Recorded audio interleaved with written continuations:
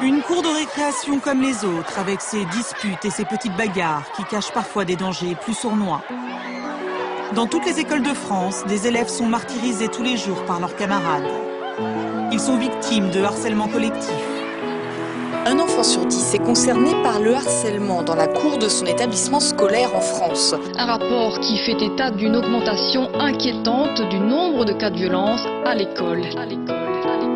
Petite Émilie, 6 ans et demi, est l'unique fille d'une famille reconstruite. Une mère pour qui elle est toute sa vie, et un beau-père qui l'aime comme si elle était de lui. Si gentille, si belle, des yeux qu'ensorcelle. Pour ceux de sa mère, elle en était la prunelle. Elle ne pouvait pas vivre l'une sans elle. Leur relation était devenue plus que fusionnelle.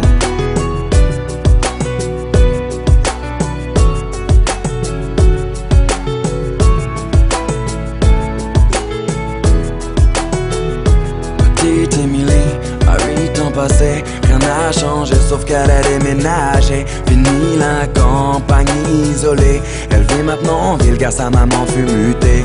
Une nouvelle école, de nouveaux amis, elle ne mit pas longtemps à s'adapter à cette vie. Du haut de ses 8 ans, on peut dire qu'elle est ravie, car tout va pour le mieux pour petite Émilie.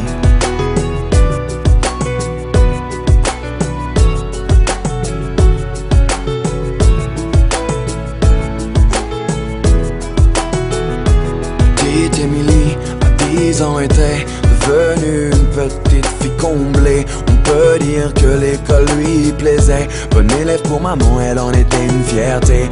Un peu rondelette, de bonnes petites joues. Elle essuie les critiques de quelques jaloux. Devant les profs, ils l'appelaient bouffe-tout.